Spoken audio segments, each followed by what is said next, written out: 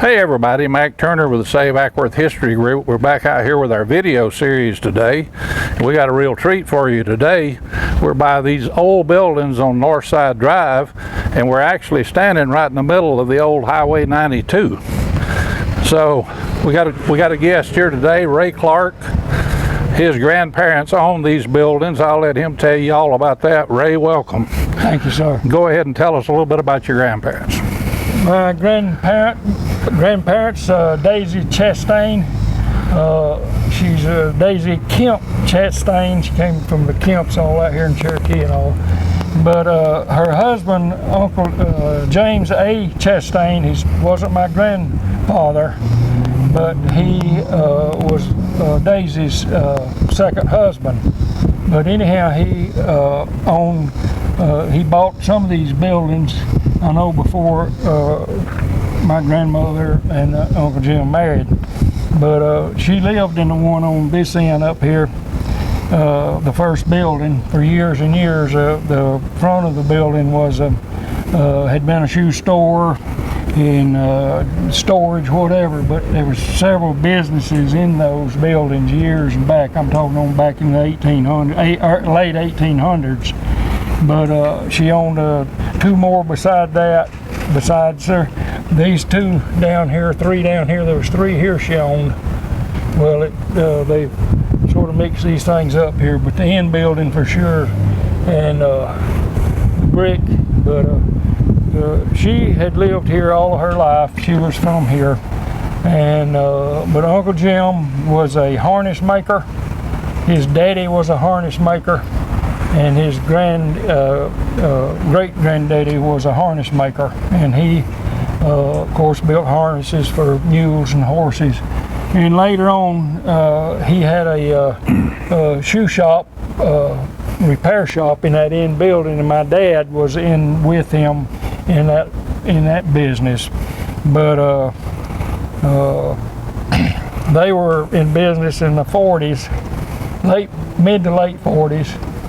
And I was, of course, a boy. I was born in 1940. I was 7, 8, 9 years old, but I remember a few things about what was going on here. But Uncle Jim was a master craftsman, a master leather worker, and he grew up in it and knew it very well. But is that about it? Well, I wanted to say that Ray still has all the material that came out of that shoe shop, which was in this green building, right, Ray? Right. Becker, can you pan around to that green building? The red building. Oh, it was in the end building, okay. In the end building. So they had a shoe shop there. Ray still has all the machinery and all the accessories that came out of that shoe shop. When did they close that, Ray?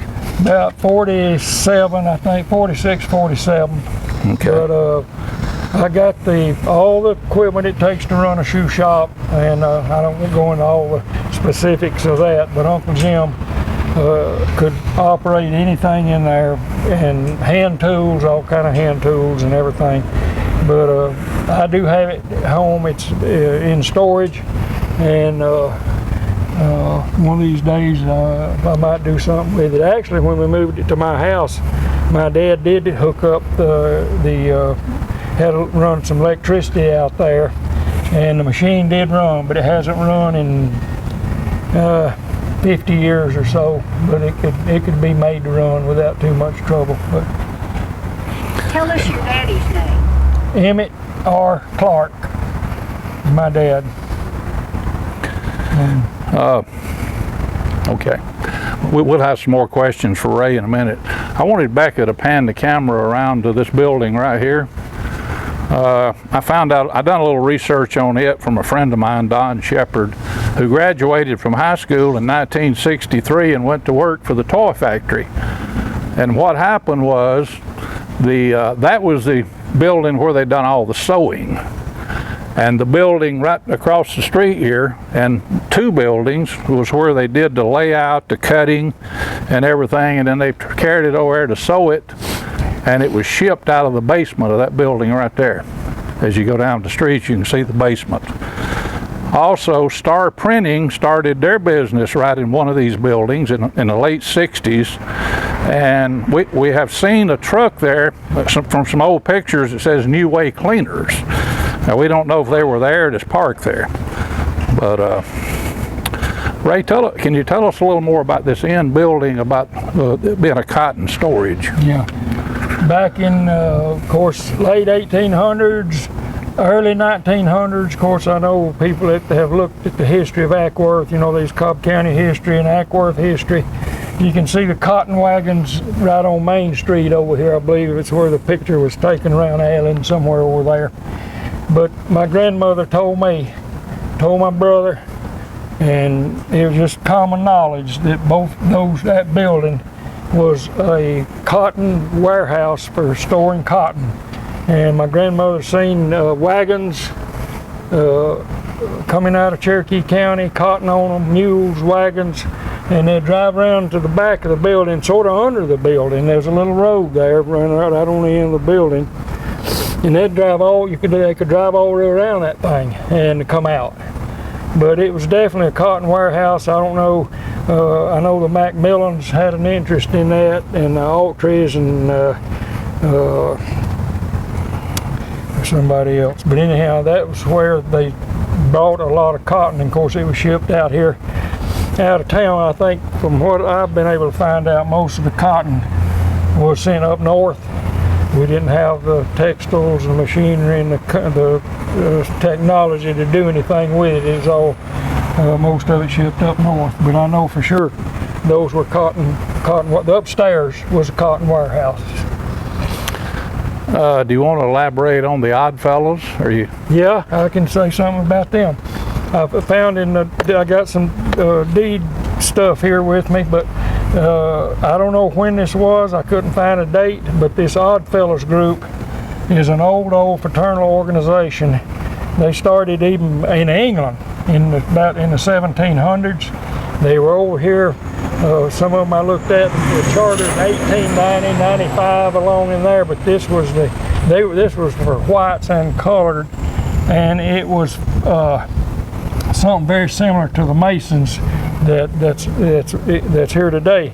But these Oddfellows, this was a colored group here, and they went up. There was at one time some steps that was between those two buildings there. The steps were there. They tore down, but they look like red huts and steps going up over here to the theater. Walked out on the street right up into a balcony or another room. But that's where they met. That was their meeting hall there upstairs.